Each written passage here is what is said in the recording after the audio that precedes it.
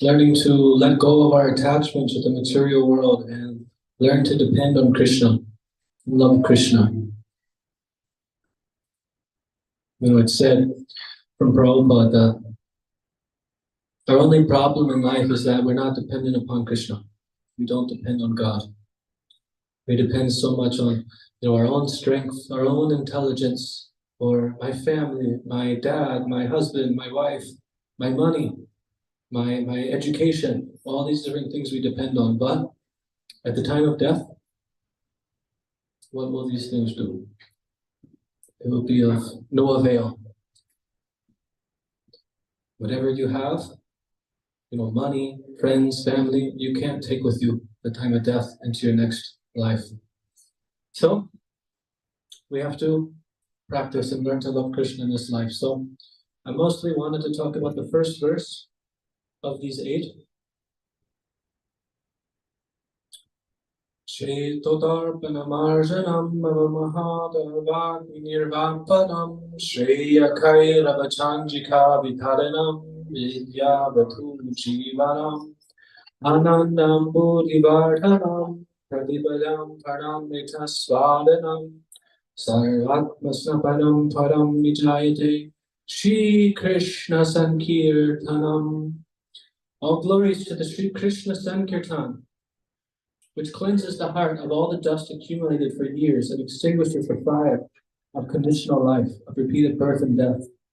That Sankirtan movement is the prime benediction for humanity at large because it spreads the rays of the benediction moon. It is the life of all transcendental knowledge. It increases the ocean of transcendental bliss, and it enables us to fully taste the nectar for which we are always anxious. Who's anxious for nectar? We got to take that anxiety for nectar and increase it and increase it and increase it. Always be hankering after more transcendental nectar coming from serving the Lord and the Vaishnavas. Because when we serve Krishna, Krishna reciprocates with us. In the Bhagavad Gita, he says, Ye yatamam prapatyante tam sataiva bhajamyaham. According to our degree of surrender, how much we give to Krishna, then Krishna gives more to us. And I often speak and make this point that, most everybody here knows Radha and Krishna. So Srimati Radharani, she's the embodiment of pure devotion. And she's always serving Krishna. And Krishna can't even repay her because she does so much service. So Krishna wants to do something for her, serve her, and then she is giving that back to Krishna. And it's reciprocal, going back and forth, that increases and increases. So in the spiritual world, there's ever increasing bliss. It never gets old. Here, we get a new relationship. You meet somebody, it's very fun, it's very exciting, it's all fresh. You have to learn, this person, where they came from, how they act, how they live. But then after some time, you learn it. It can become stale. So you have to work much, much harder to really appreciate the people around you. But for anything material, the more we're accustomed to it and around it, it becomes boring. But in the spiritual world, the more that we're associating, it becomes enlivening, very ecstatic.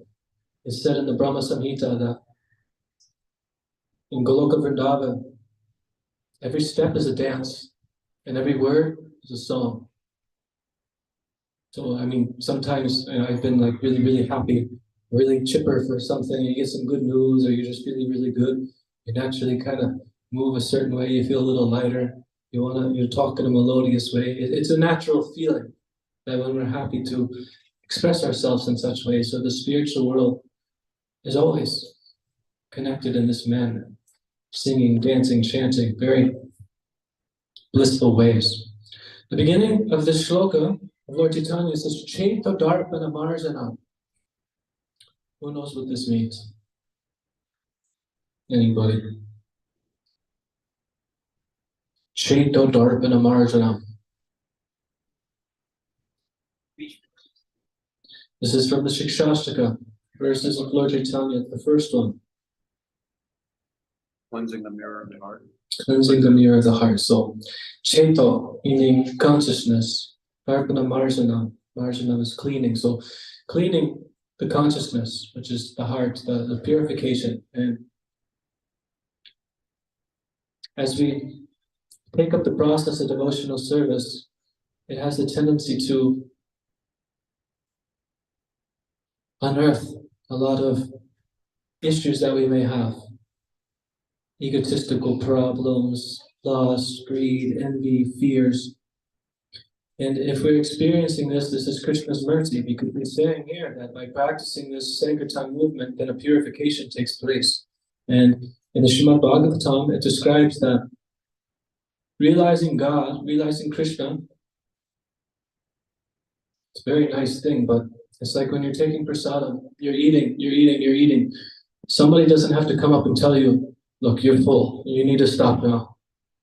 I mean, maybe me if you see how much paneer I put on the plate, but generally speaking, you know when you're full yourself. You're eating a little bit, you know, okay, let me slow down. So similarly, when we're practicing the spiritual path, we know by our own experience. We're practicing chanting, remembering Krishna, doing service for Krishna. You know, we have deities, we're doing artis, we're worshiping Krishna, puja. You know that your experience, your realization of Krishna is growing. And what's one way to test this? If we're actually developing attraction to Krishna, then we will receive transcendental knowledge.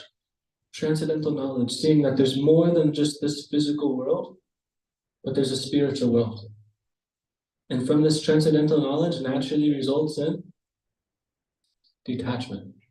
So let's play out this scenario real quick. I received transcendental knowledge because I'm doing service to Krishna. Okay, I realize I'm a spirit, I'm not this body. This body comes from Virginia. It was raised, born in a certain year to a certain family. We speak with a certain dialect, a certain accent. We have certain behavioral traits. And if I don't have this knowledge, I think that is me. I am this person. I am a man. I am this old. I am from America. But all these things are temporary, only temporary. But if I can see that I'm a spirit, that's not temporary. And the spirit is eternal. The spirit is carrying from one body to the next body to the next body, as Krishna says in the Bhagavad Gita. So, if we take this thought and expand upon it a little bit, we see my family that I'm surrounded with, they're my family now, yes, but in my previous life, maybe, I was the kid and my kid was my mother. Maybe my cow I was taking care of, came as my husband. We can't really see what's going on. So the life that we have now is very flickering and temporary. It's always changing. But if we take the words of Krishna, we can see the deeper meaning that I'm actually spiritual and Krishna has put me in a certain place because of my karma. And I have karma to act with those people around me. So we can either engage our activities and merely taking care of my family, taking care of my work, getting money, taking care of my house, taking care of my body, eating, sleeping, dealing with disease, which will naturally come no matter what we do. Or we can engage our time in worshiping God, worshiping Krishna, doing service for Krishna, hearing Krishna's words, which will instill transcendental knowledge to us. And the more we receive this knowledge, the more we receive mercy of Krishna, naturally you feel enlivened, this purification of heart. So as the heart is purified, the consciousness is purified, you can see more clearly. Yes, service to Krishna is everything. Let me render more service to Krishna. And naturally you'll lose a taste for all the other things that's not connected to Krishna. So, I was thinking about this. There's many philosophers in the world, and we often question morality. Morality meaning, what is good, what is bad. And some people don't believe in morality. They believe that's just a fabrication of the mind due to a certain culture, a certain time and place. You're in one culture, like I think in like the Middle East, they have very strict laws over stealing. You steal something, they cut off your wrist. So in their culture, it's a big no-no, you know. You don't want to do it. But in America, many people steal and they don't even think it's so much of a problem. They think, oh, this company, this store has so much money, they won't bother if I just take a little bit of it. So how do we know what actually is good and what's bad? It can be subjective in that way, where I think this activity is good, but the Magadari does the same activity and he says, oh, what? This is horrible. What are you doing? So, as we take up the process of devotional service, Krishna is within our heart. He says, Tesham sadati yuktanam, vajatam pritipurvakam, tadami buddhi yogam tam, yena mamu piyanti tes. He says that he's sitting in our hearts and he's providing the knowledge for somebody who's sincerely trying to come to him. So, how can we perceive the signs, the knowledge Krishna is trying to give to us? We need this purification of heart. You know, about this topic of morality, I remember one time I had a dog, right? And we had a dog, he was very young, and we kept him in a cage. We would train him. You know, if he was bad, they tell him, go to his cage, and he'd go running. He's a very smart dog, actually. So sometimes we'd leave the house, and we'd come home, and we'd find trash everywhere on the ground. The dog gets into all the trash, he pulls it all out. It's a mess. One reason why it's not good to keep dog.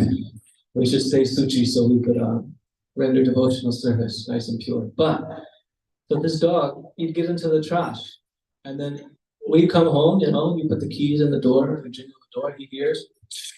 He goes running to where? The cage. Why? Because he knew he did something bad.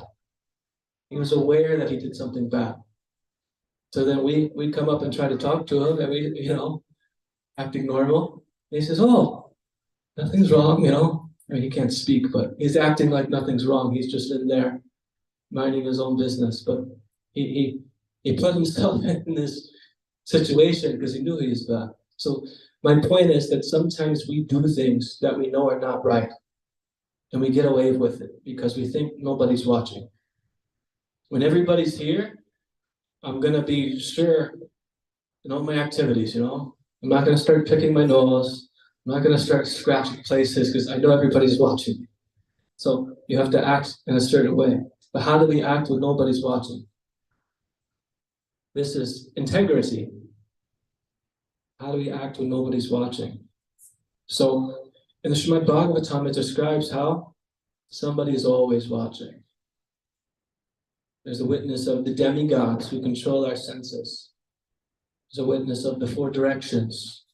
There's other witnesses, but ultimately the supreme witness of the Lord. So we're never alone.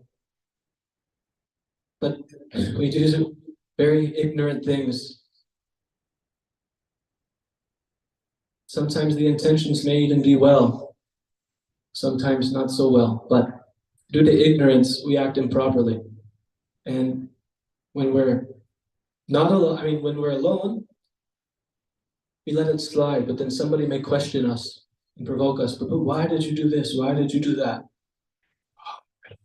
I didn't mean to do that. We know why what we're doing, because these things come up. It challenges our ego because it's calling out our ignorance.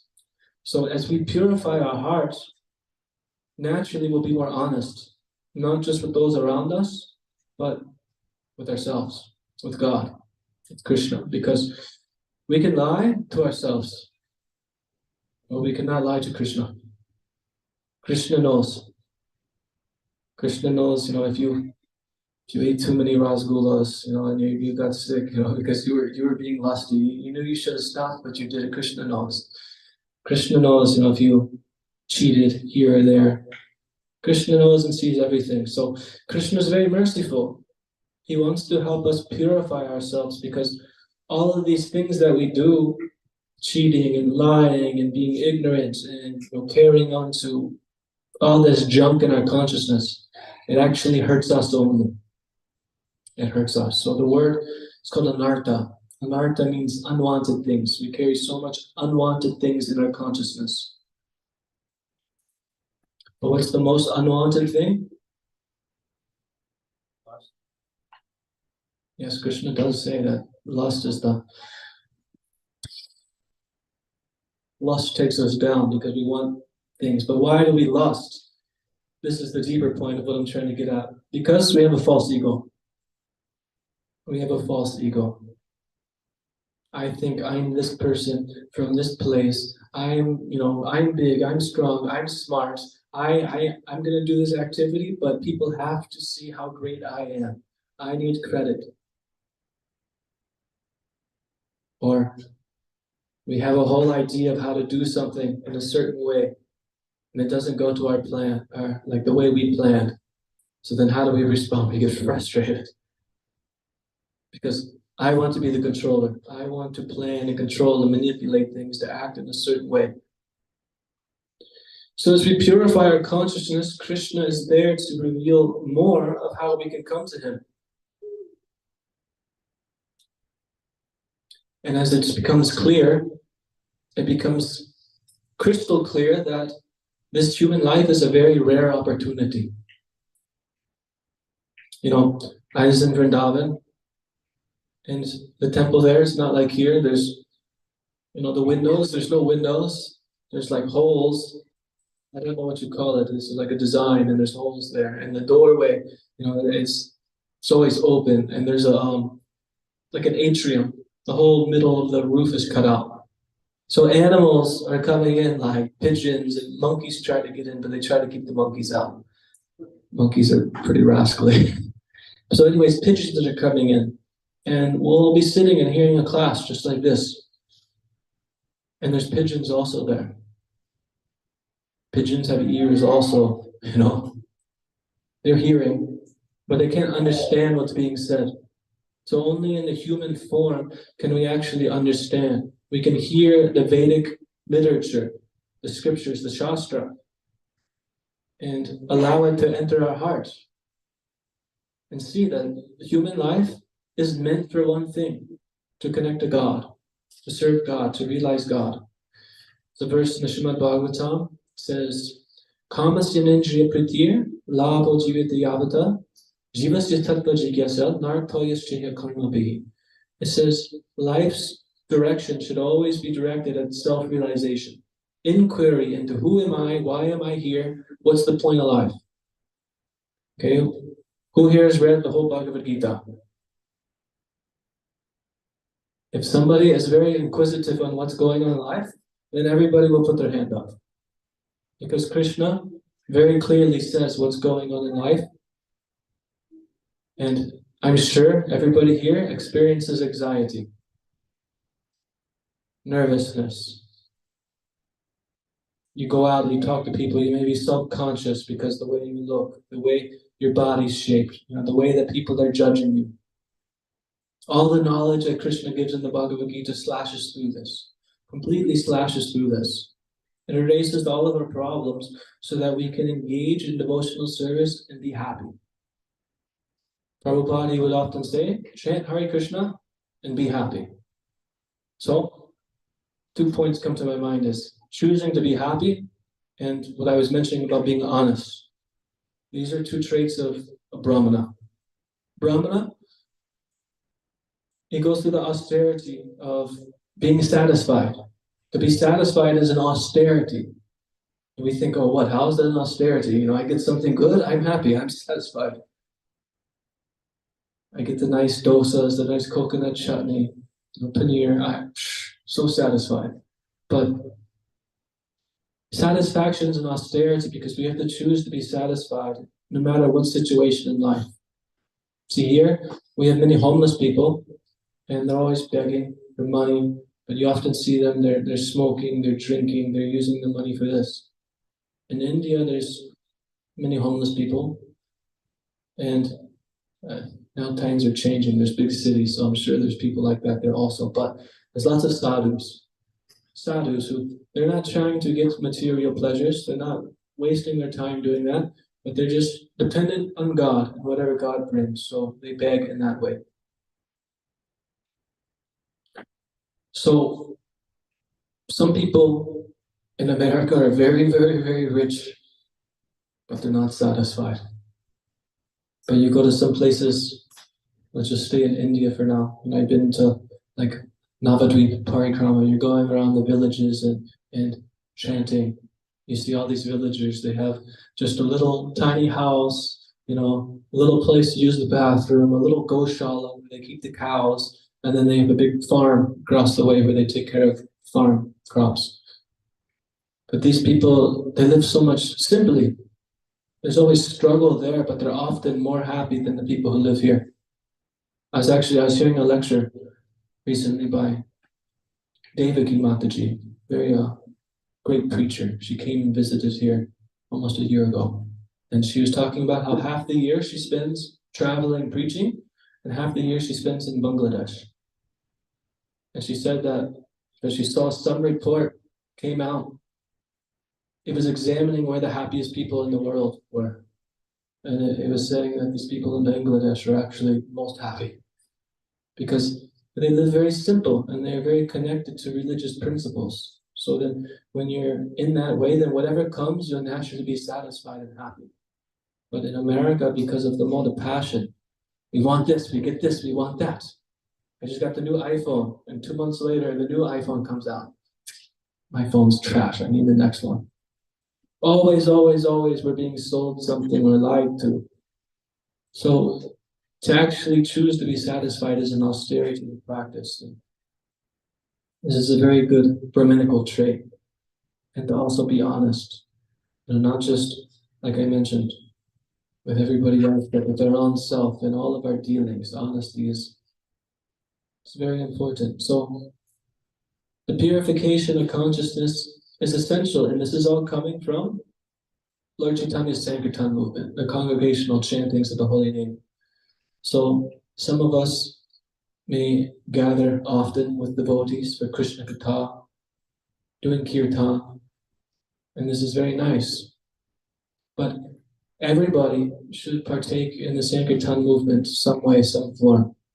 You have a family, you can have deities, you can worship with your family and do kirtan, do bhajans, chant japa, read from the Srimad Bhagavatam. And today, this morning, we heard a very nice class from Rishi Kumar Prabhu about the importance of distributing books. So, even if we can't get out there and distribute these books to spread this knowledge, to have others realize the same things that I'm speaking about so they can change their lives, give up all the drinking and the smoking and, wasting their time with the movies, eating meat, all these things that are very bad qualities that bring us bad karma. If we're not inclined to do that, then we can also give our money to those who are willing to go out to the streets and distribute books. There's always a way to participate. Srila Prabhupada, he mentions in the Bhagavad Gita, where Krishna, in the 12th chapter, he begins describing devotional service. And Krishna, he says, just give up everything to me, worship me, just do everything for me, always think of me. If you can't do that, okay, just practice the principles of Bhakti Yoga. Some rules and regulations of practice to attain it. And I'm skipping over it a little bit, but in summary, he says, if you can't do that, then just try to do some work for him. Do some service for Krishna. You come to the temple, do a little bit of service. Give a little bit of charity to those who are doing service. And if you can't do that, at least work and give up the fruits of your labor to something good. And if you can't do that, practice meditation, cultivate intelligence. So Krishna, he never says, surrender to me or you're going to suffer. You're going to go to hell. No, he says, here, you can do this. This is the best thing. You will be totally in ecstasy. You'll be totally blissed out. All the problems you feel now will completely go away. But if you can't do that, then do this, do that, do that. He gives a stepping stone, a ladder for us to find our place on. So there's always a place. There's never an excuse for us not to be able to render service, to advance towards Krishna consciousness. To be conscious of Krishna is a very blessed thing. And Srila Prabhupada, when he first came here, he came from India. He was living in Vrindavan, a very saintly place where everybody's Vaishnavas, they're devotees, everybody knows Krishna, they're very pure. He came from there to New York City. And upon arriving, he was saying, how will these people understand, this philosophy? They're so addicted to, sex and drugs and eating meat. And this was the late 60s, like the hippie movement, very wild, independent, free-thinking people. How will they take to this? But very quickly, those who did hear from Srila Prabhupada and practice and started chanting Hare Krishna took to it. And the purification of hearts took place very, very rapidly. So then what did Prabhupada do with a lot of his early disciples? He took them back to India. He called them his dancing white elephants. Because, this is before the internet. This was before everybody had cell phones. India was much poorer than America. So, having TVs and everything wasn't, like it was here. So Prabhupada brought all these white American and European disciples back to India so that all the Indian people could see, oh wow, look at these Vaishnavas, these mlechas, these dirty, barbarian people have been turned into shining, bright, effulgent devotees who are always chanting Hare Krishna.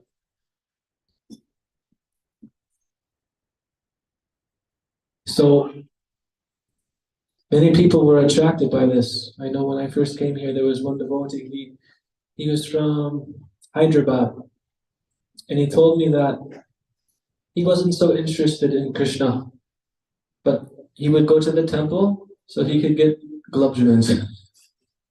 He'd go in the class just like this, and the whole time he'd be sitting on his phone, going like this, messaging, doing this, and he'd wait for the end of the class so he could get as many gulab jamuns as possible.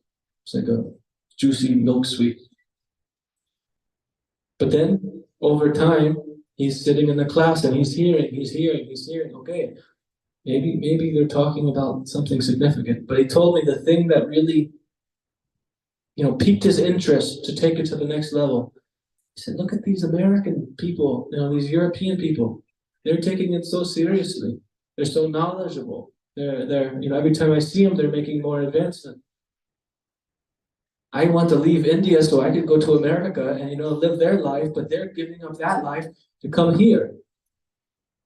Prabhupada, when he brought the first Ratha Yatra to London, it's a very big deal because England used to rule India, and they exploited India like anything. They stole so much gold, so much money. India was one of the most wealthiest countries in the world with all sorts of resources, and England completely pillaged that. So Prabhupada, when he came to London and brought the Ratha Yatra, he said, I came to bring the one thing that you forgot to take. The Krishna consciousness, this Vedic culture, the Vedic lifestyle. Because this is actually the true wealth of India, is this Vedic scriptures. So, like I mentioned, we're very fortunate to be able to have this opportunity to hear. And we should not just hear, but we should inquire. We should ask questions. And you don't have to ask me a question now, but you should ask yourself the question, okay, if I'm really not my body, what does that mean? I'm not from this country. I'm not, a woman. I'm not a man. All these identities that I connect with are temporary. So who am I really? Who am I really?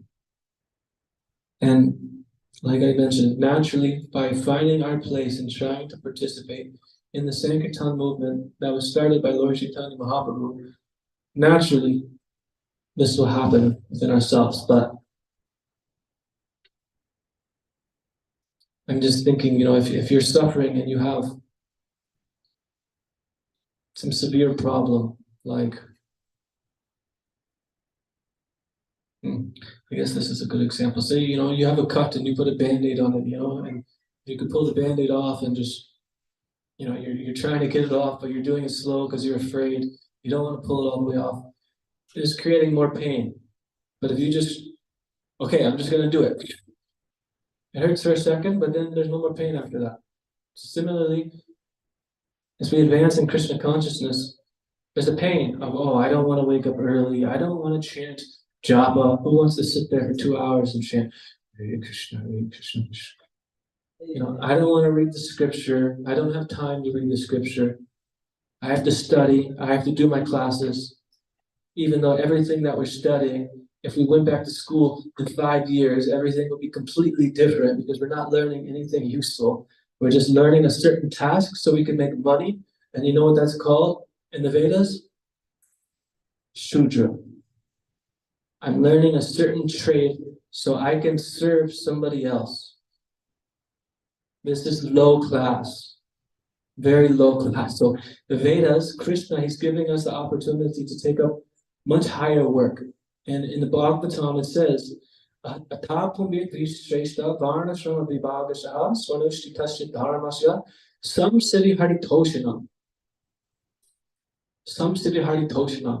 perfection is pleasing Lord Hari by bringing pleasure to God. So then if we're acting as a Shudra, a Kshatriya, a Brahmana, or if I'm a poor person in the street, if I'm taking my activities and using it to please God, then naturally this is perfection. You could be a mother, a father, woman, man, old man, young boy, doesn't matter. Just bring pleasure to serving Krishna, and then naturally everything will manifest in your life that you want it to. But if we're just going through life and we're happy to work our job, work for this person, make our money, this is just Shudra life. So we should aim for something higher. So there's a few minutes. Does anybody have any thoughts or comments or questions? Yes, Prabhu.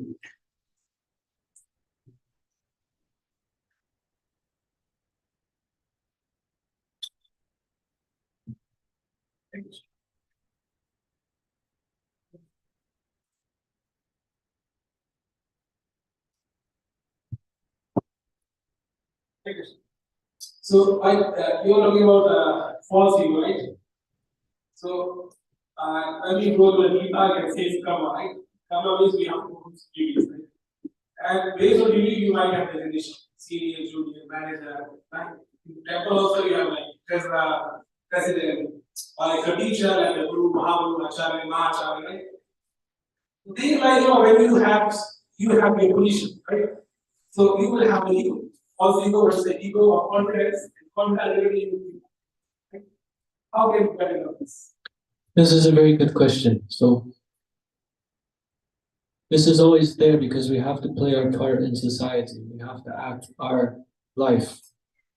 But we can go through life thinking, this is me, this is my only position. Or even you could be a temple president at the temple and you're doing everything connected to Krishna, but you're still thinking like, I'm the big shot. I'm gonna tell him what to do, Oh, I told him what to do and he didn't listen to me, and then you get upset. It's like, I'm not God, what? So there's a way to do things, but the point is, you have to understand our constitutional position, which is das and udas and udas, servant of the servant of the servant of Krishna. So by nature, the jiva soul is always servant. So we can act in life and be, a big businessman. We could be a manager. We could be, a father, a mother, and, take care of little ones. We could do all these things, but we have to see, I'm just a spirit soul, and I'm trying to deal with my karma the best way I can. So the best way to deal with our karma situation is by tolerating the situation we're in, but engaging everything as best we can into Krishna's service. Lord Brahma, he says in his prayers to Krishna, after Brahma, he steals Krishna's cowherd boyfriends, the Gopas, and he becomes bewildered, and then he realizes Krishna is so great. He prays to Krishna, he says, Tate nukampam samikshamano Jana evatmakritam vitakam hridvagva purvir dalitan namaste jivediya mukti pade sadayava. He says one should just go on tolerating your karma and waiting for the mercy of the Lord. So one has to understand the situation we're in is a precarious situation. It's a, what's the word? Like you're accepting a natural, like a bad position. Like it's not a good position to have a body. I'm saying in one way, to have a human body is very special because then we're able to hear Krishna, we're able to engage in worshiping Krishna, we're able to study the scriptures. But also, we should know that as long as we have a body, it's like a prison suit. So you could go to a prison, and there might be a prisoner, he has gold bars. This prisoner, he has rusty old bars, There's still bars that they can't get out of. So I might have a nice, young, beautiful body. I naturally attract money. Or I might be, old and fat and ugly, and everybody hates me. Both prison suits, because both karma. These bars are karma. Molds of material nature, the gunas. So we have to get free from karma and free from the false ego. So then Krishna, he says that one who's acting in this way that I'm speaking is that he's like a lotus flower. A lotus flower sits in the water, but the water doesn't touch it. You can see water hits it, but it just rolls right off. So similarly, in that way, you can act and do your duty, but you'll be unattached to all the results because you're doing it with a higher consciousness, a higher focus. Prabhupada, when he came to give Krishna consciousness to all these crazy hippies, he never said you have to change everything. He just said you have to shift your consciousness. So wherever we're at, we just start doing more for Krishna. Let me do a little more for Krishna. Then this purification takes place. And as there's purification, Krishna reciprocates. Then we want to do more service for Krishna. You could ask all the devotees who live here at the temple. At one time, we left our house, we left our family, we left everything behind and we came here. Why? It's not because we just heard one time, okay, you need to surrender to Krishna. We had no clue who Krishna was. But we heard of Krishna and we said, okay, let me try. And you try giving to Krishna. And then Krishna gives you so much nectar, so much mercy, so much blessings, so much realizations. So it's okay, maybe there's something there, let me give more. And, this doesn't stop. If we ever stop, this is a sign of our ignorance. Because there's always more devotional service to be rendered. And in the spiritual world, there's always activity, it's always service. So that's a few thoughts. I hope that clarifies things a little bit. Does anybody else have anything they'd like to mention or say?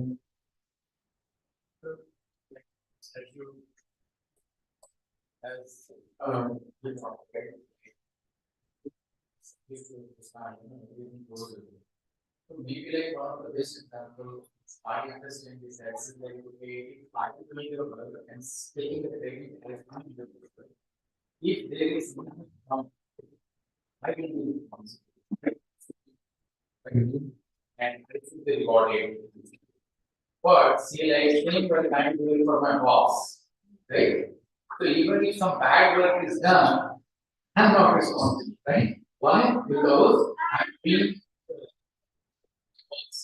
same thing, like if we are surrendered to Krishna and saying that whatever I'm doing as per your instructions, or I'm doing for you. So basically, all the papas and everything will be taken care by Krishna, right? Because we have surrendered to him. Well, this is a very nice point. Very nice. I was just thinking about, another way of looking at it is like, if I'm a parent and I have a kid, and I try to get the kid to do some activity, and he tries to do it, but he messes it all up. But because I asked him to do it, I have no problem. I step in and I help clean up everything.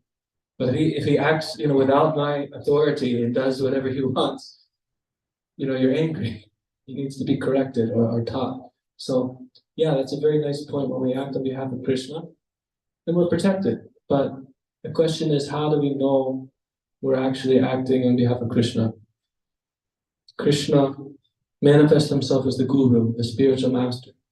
So it's important to approach a spiritual master so the spiritual master can instruct us and let us know clearly this is the things you should do, these are the things you should not do, and if you have free time, try to work in this direction. Whatever, he can provide proper guidance and knowledge. And also that guru, maybe he's a big guru and he has many disciples, or he's old, but he has other people be your authority. The point is, we always need authority in spiritual life, somebody that's guiding us and showing us how to work. And if we're not working and cooperating with that authority, it's a insight into our own consciousness. And this is pointing to the false ego that I want to do it my way, I don't want to do this, I don't want to do that, I want to do this. And then when we're challenged, we get frustrated or cranky. So, two thoughts. Thank you everybody for patiently hearing the Bhagavad Gita. Now we'll have Prasada. It's a very wonderful feast prepared today, extra special. Thank you again to the sponsors. 5 minutes chanting? Okay.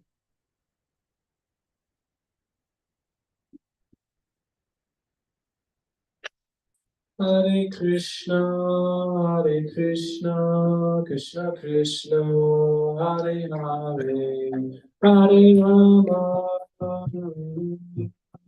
Rama Rama, Hare Hare, Hare Krishna, Hare Krishna, Hare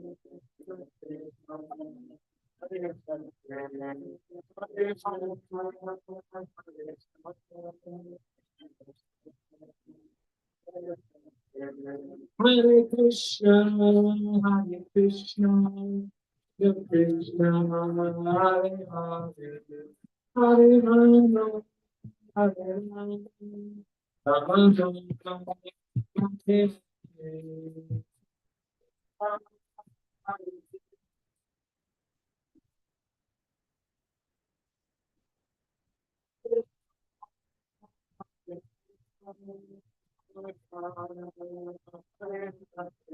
Hare Krishna, Hare Krishna, Krishna Krishna, Hare Hare, Hare Rama, Hare Rama, Rama Rama, Hare Hare.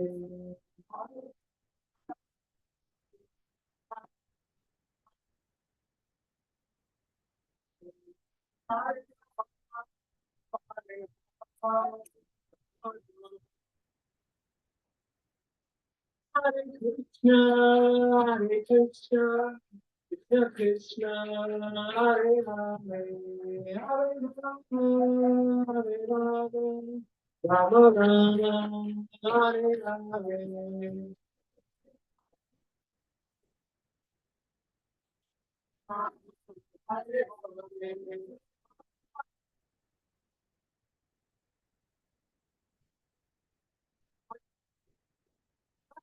Krishna, Hare Krishna, Krishna Krishna, Hare Hare, Hare Rama, Hare Rama, Rama Rama, Hare Hare.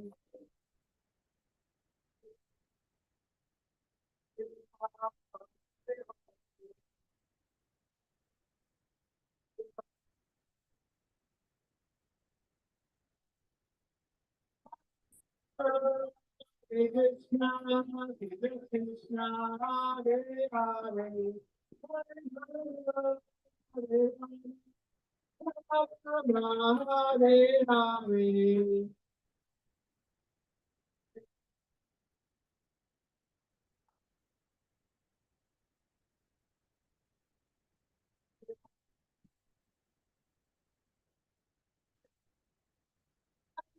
Hare Krishna, Hare Krishna, Hare Hare,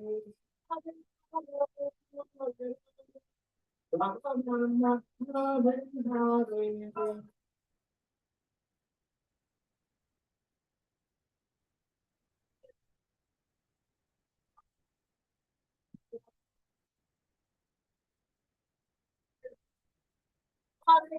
Hare Krishna, Krishna Krishna, Hare Hare, Hare Rama, Rama Rama, Hare Hare.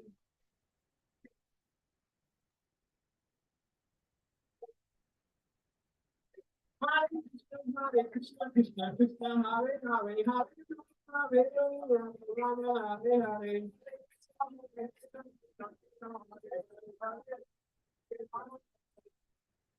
Hare Krishna, Krishna Krishna, Hare Hare, Hare Rama, Rama Hare Hare.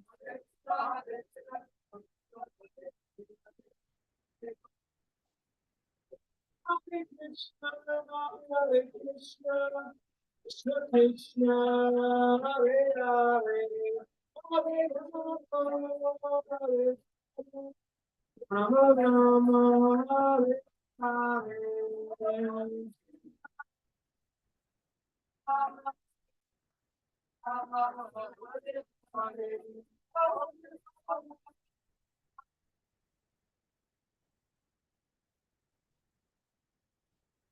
Hare Krishna, Hare Krishna, Krishna Krishna, Hare Hare.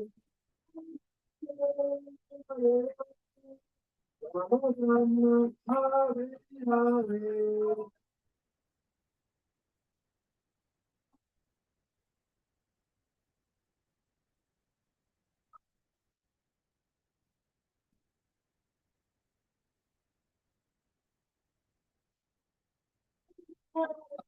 Krishna Krishna, Hare Hare. Rama Rama, Hare Hare.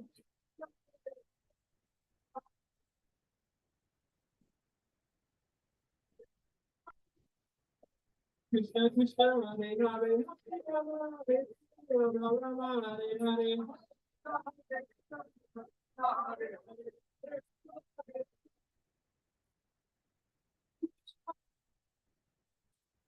Krishna Krishna, Hare Hare.